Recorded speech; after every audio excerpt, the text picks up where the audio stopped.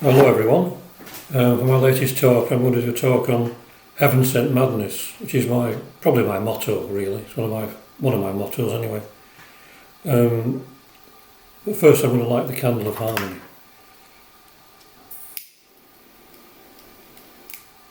Keep this harmony within yourselves. Be like the as I often say, the Bhagavad Gita says, the mind is like a candle flame in a spot free from the wind. And let's just calm the mind for a moment now before we start. I'm just going to breathe out. Let's just breathe out any tension that we may have. Turbulent mind, turbulent breath, turbulent mind. So if you imagine the moon shining into a crystal clear pond, a calm pond, so it's a perfect image. That's how the mind should become, like a becalmed and boundless ocean, stretching out into shoreless space. Just breathe out your tension.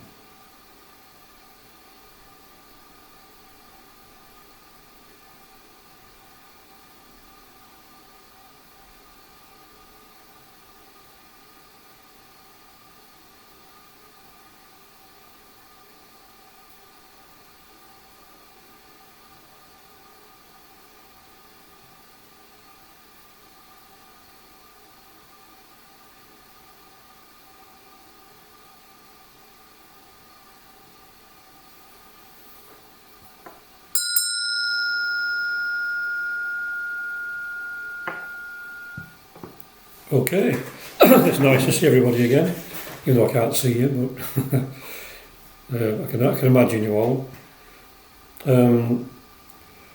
So heaven-sent madness is preferable to man-made sanity, as Plato tells us.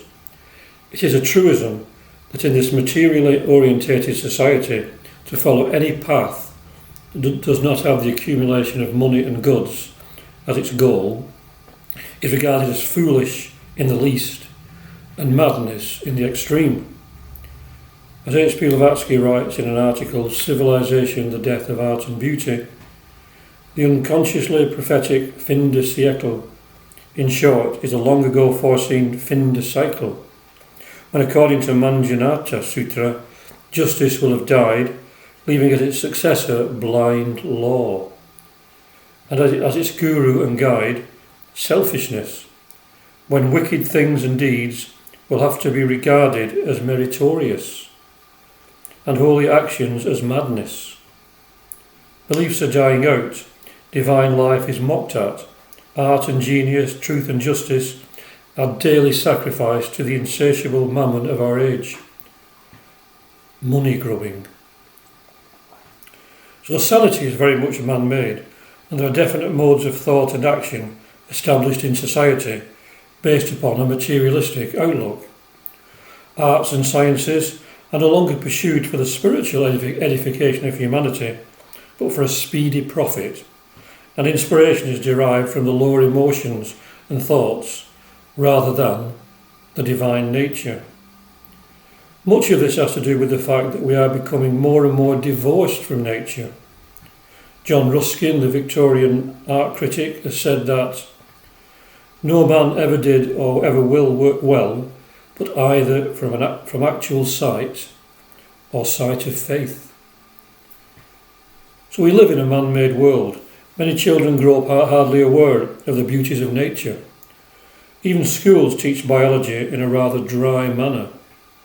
I think things may be changing slightly now, hopefully. The same can be said of religious education. There's no curriculum that can inspire a love of nature or the divine in an individual. Spontaneity is mainly regarded as a form of madness, and people are encouraged to live within the very narrow precincts of society's understanding of life. When that view is expanded due to meditation and the study of genuine spiritual subjects, then the student tears asunder the chains that bind and acts in an inspired way, which to most will be regarded as insane. Indeed, in some cases, it may be a boon to be regarded as mad. as it may mean that we are not acting in ways that are normally accepted by society, but are living by a different light.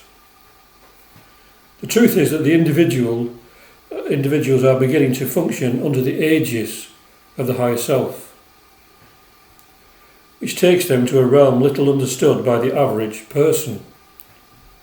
The Sufis and the Bhakti yogis, inspired by a love of God or the divine, often poetically describe their experiences as a form of madness. The Sufi poet Rumi, in his poem The Lovers, states, "The lovers will drink wine night and day. They will drink until they can tear away the veils of intellect and melt away the layers of shame and modesty. When in love, body, mind, heart and soul don't exist. Become this, fall in love, and you will not be separated again." Interesting words. So wine here refers to spiritual knowledge, and tearing down the veils of shame and modesty means transcending the limits of man-made morals and laws, which often constrict and prevent the emergence of the spontaneity needed to follow the dictates of the higher self. When in love, nothing exists for a while but the object of one's adoration. And so when that love is for the divine, body, mind, heart and even soul are forgotten as concepts, and one only sees and senses what lies beyond all the powers of formation and formulation. If one becomes aware of the divinity in all things, then one's sense of separateness disintegrates and only oneness remains. So we must fall in love with that divinity and therefore love all things that share it. It is this awakening to the spiritual nature in everything that may be regarded as insanity by modern society.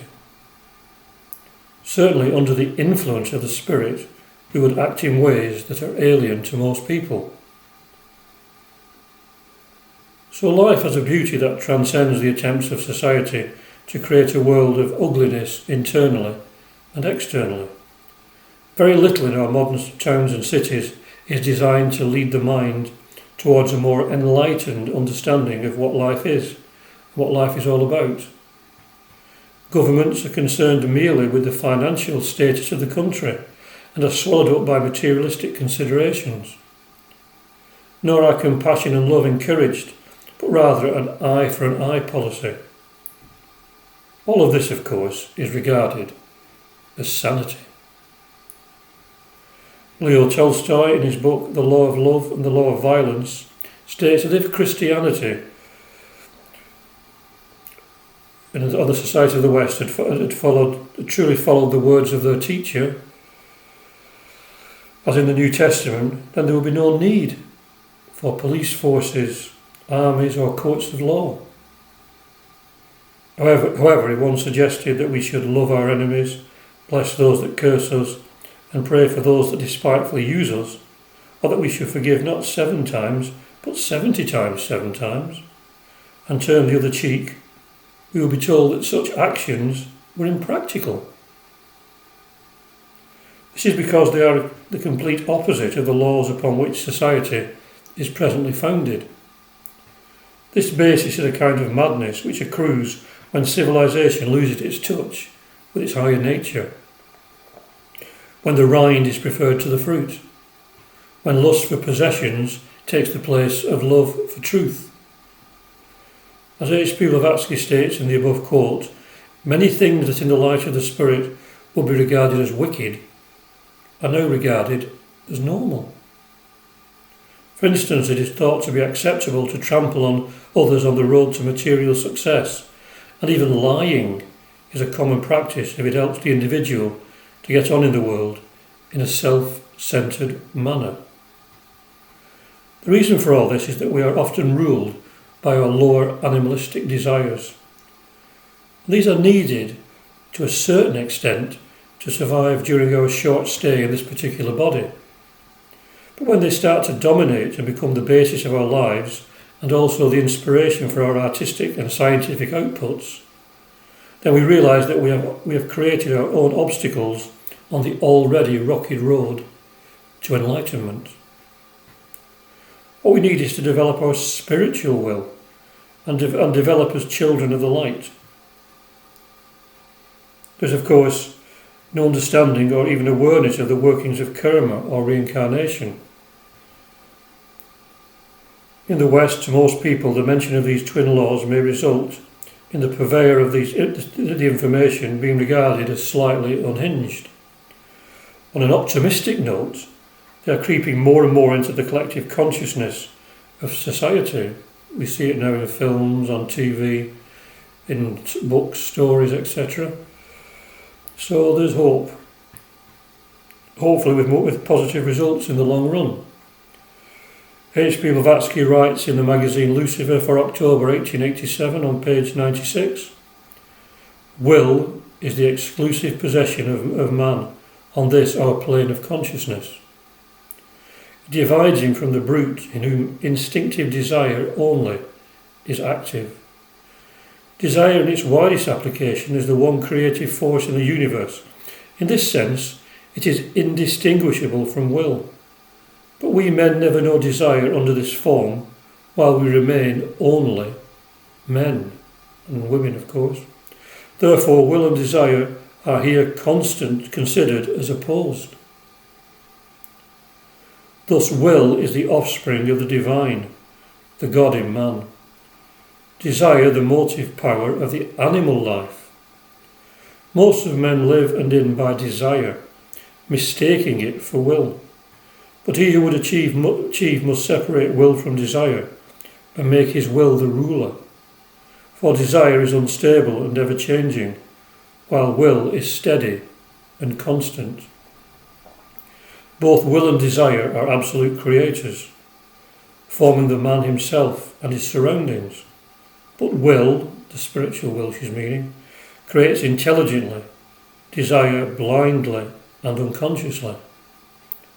The man therefore makes himself in the image of his desires, unless he creates himself in the likeness of the divine, through his will, the child of the light. Always one of my favourite expressions, the child of the light.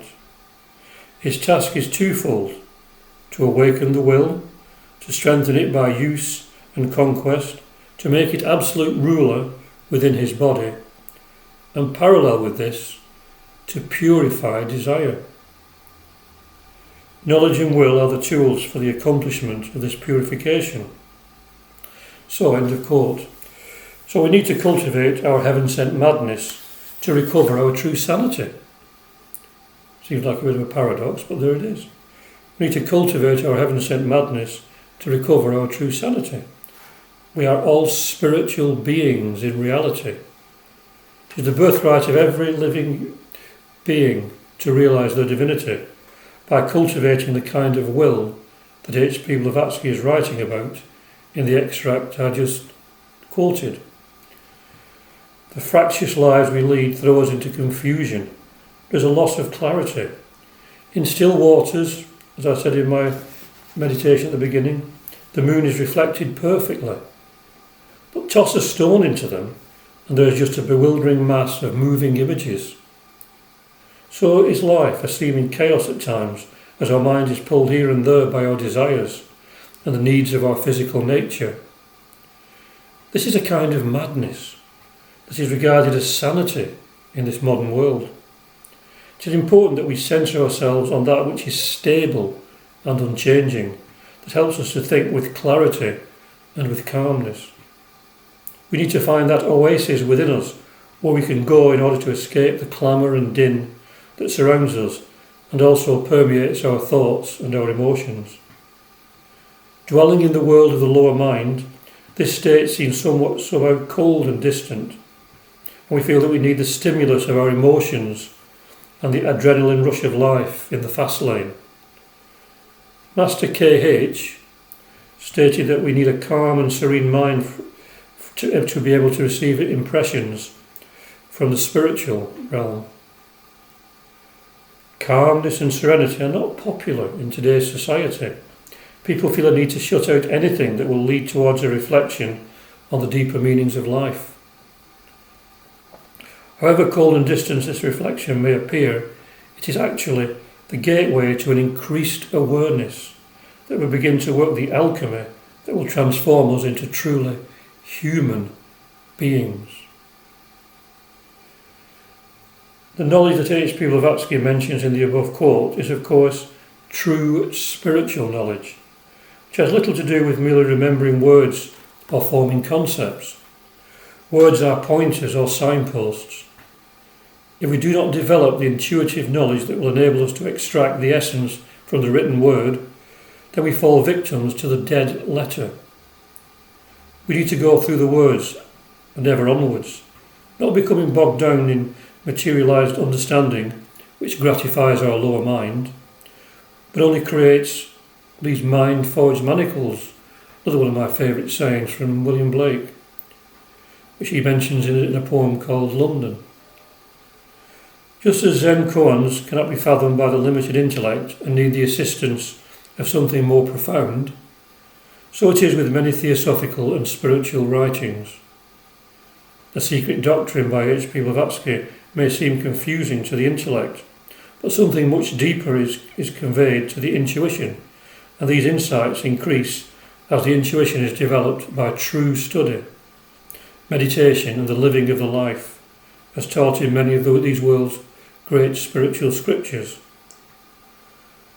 One of the first things we need to do is to determine to extract our minds from the insanity of the world that we live in. Understand what true sanity is. To step back and see what is truly saying in the light of genuine spirituality. H.P. Blavatsky gives us some advice in this direction from Lucifer, October 1887, page 89. Just have a drink.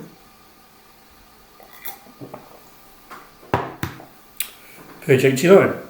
She says, the first necessity for obtaining self-knowledge is to become profoundly conscious of ignorance, to feel with every fibre of the heart that one is ceaselessly self-deceived. The second requisite is the still deeper conviction that such knowledge, such intuitive and certain knowledge, can be obtained by effort. Can be obtained by effort. And it says in the Secret Doctrine by self-induced and self-devised efforts or methods. So we have to find our own way. 1,000 monks, 1,000 ways. The third and most important is an indomitable determination to obtain and face that knowledge. Self-knowledge of this kind is unattainable by what men usually call self-analysis. It is not reached by reasoning or any brain process, for it is the awakening to consciousness of the divine nature of man. To obtain this knowledge is a greater achievement than to command the elements or to know the future. Great words there from H.P.B. In fact, I'll read that again. The first necessity for obtaining self-knowledge is to become profoundly conscious of ignorance, to feel with every fibre of the heart that one is ceaselessly self-deceived. The second requisite is a still deeper conviction that such knowledge, such intuitive and certain knowledge, can be obtained by effort.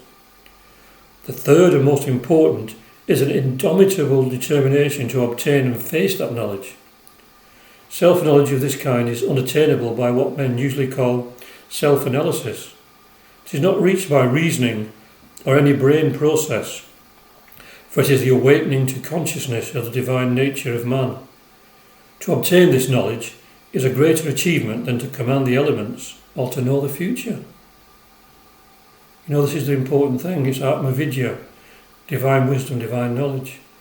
It's the only real important thing to understand. All these lower things, if we develop kind of spiritual powers, they will come automatically in the process of time. But the first thing is always to focus on the divinity within, to the exclusion of all else.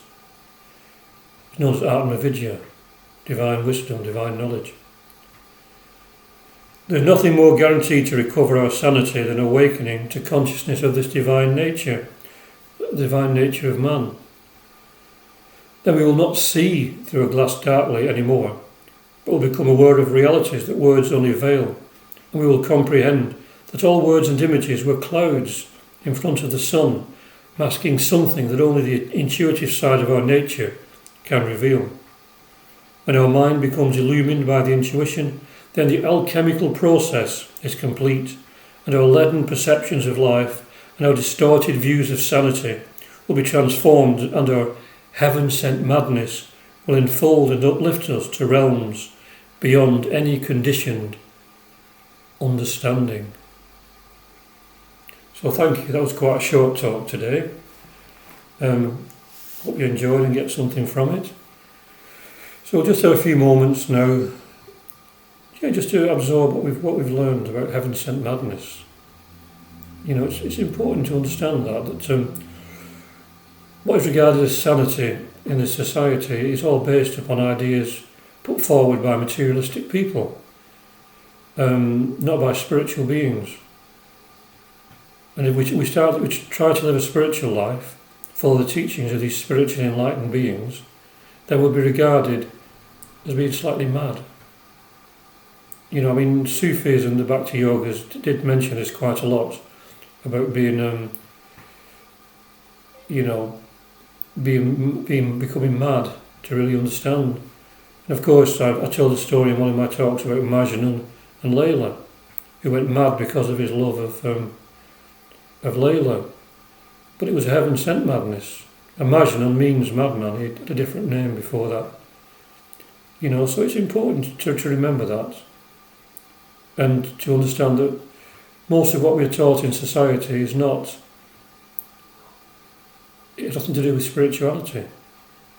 And if we're on a spiritual path, as H.P. Blavatsky once said, it's almost as if most things that we believe are diagrammatically opposed to what most people believe, because we live by completely different rules and regulations, if you can call them. I don't like the word rules and regulations, but by the kind of guidance and the aegis and the guidance of our divine self, our divine spiritual self.